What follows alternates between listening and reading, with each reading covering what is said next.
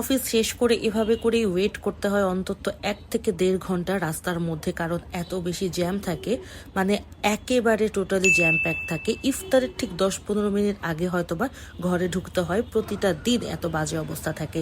দেখেন ওই পাশটা যদি দেখায়, ওই পাশটা একেবারে খালি, কিন্তু আমরা যেই পাশ থেকে বাসায় যাব সেই পাশ একেবারে জ্যাম প্যাকড। মানে প্রতিটা দিন এরকম ফেস করতে হচ্ছে বাসায় যাওয়ার সময়।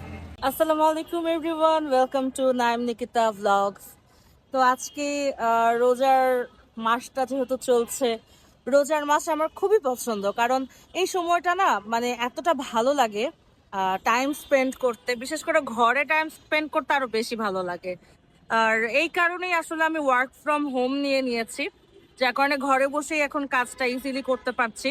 কারণ বিগত লাস্ট কয়েক বছর রোজার সময় মানে বাসায় আসাটা এতটা ডিফিকাল্ট ছিল, কাজ শেষ করে জব শেষ করে বাসায় আসা একটা মানে যুদ্ধ ছিল। তো সেই অনুযায়ী এখন পারফেক্ট আছি আলহামদুলিল্লাহ। সো এই তো। আর আজকে ছাদে আসলাম, এখন কিন্তু দুপুরবেলা দেখেন, বাট ছাদের মানে ওয়েদারটা আজকে এত সুন্দর, আমার কাছে খুব ভালো লাগছে। আজকে মাত্র এখন কিন্তু দুপুরবেলা, তো দুপুরবেলাতেই আসলে খুব ভালো লাগছে। অন্যরকম একটা ঠান্ডা ঠান্ডা বাতাস, এটা আল্লাহর অশেষ রহমত যে রোজার সময় এত সুন্দর একটা ওয়েদার আল্লাহ দিচ্ছেন। বছরটা আসলে আমি সেভাবে করে আমার বাসাটা একেবারে সাজাতে পারিনি। এই রোজায়, প্রতি রোজায় আমি খুবই চমৎকার করে আমার বাসা সাজাতাম, তবে এবার কিছু কারণে আসলে পারিনি। তবে এই একটা ল্যাম্প আমার সেহরির সঙ্গী হয়ে গিয়েছে। আমি সারা রাত এই ল্যাম্পটা জ্বালিয়ে রাখি, আমার কাছে এত শান্তি লাগে। আর সেহরির জন্য একটা স্পেশাল কাবাব তৈরি করছি, কাবাবটা খুবই মজাদার। তো এটা আসলে আমার রেসিপি না, এটা আমার শাশুড়ির recipe. I was just frying them, কারণ আমার কাছে খেতে এটা খুবই ভালো লাগে।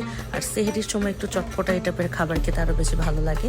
সো এটা যদি রেসিপি প্রয়োজন হয় তাহলে আই উইল ডেফিনেটলি পোস্ট। আর আপনারা একটু কমেন্ট করে জানাবেন যে আমাদের ডেইলি ব্লগগুলো কেমন লাগছে। তো আজকে আমার মা খুবই মজার মজার কিছু আইটেম তৈরি করেছে খাবারের। তো আমি ভাবলাম কিছু এক্সট্রা আইটেম যদি অ্যাড করা যায়। তো আজকে দেখেন অনেক দিন পর, মানে পুরো 12 দিন পরে আমি আজকে ইফতার বাজারে এসেছি কিছু টুকটাক কেনাকাটা করতে। তাও আমি যখন চোখের সামনে দেখেছি যে এত ভালো ভালো কিছু জিনিস পাওয়া যাচ্ছে, তখনই ভাবলাম যে কেনাকাটা করি। নাহলে আমি এবার একেবারেই ইফতার মানে বাইরে থেকে কেনাকাটা করতাম না।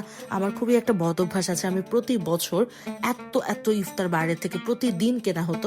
এবার আমি ভেবেছি একেবারে বাইরে কোনো খাবার খাওয়া যাবে না, ঘরে যা তৈরি হচ্ছে সেগুলোই খাবো। তারপর আমি একটু ভাবলাম ঘরের আইটেমস তো আছেই, সেটার সাথে হালকা পাতলা একদিনও যদি আমি একটু না কিছু ট্রাই করি তাহলে কেমন দেখায় বলেন তো। ও আস্তে অ্যান্ড রাইট আফটার দ্য ইফতার বের হয়ে গেলাম আমরা বাইরে, কিছু কেনাকাটা ছিল সেই কেনাকাটা করতে হবে, প্লাস আমার একটা খুবই ইম্পর্টেন্ট কাজ ছিল, সেই কাজটার জন্যই মূলত বের হওয়া হয়েছিল।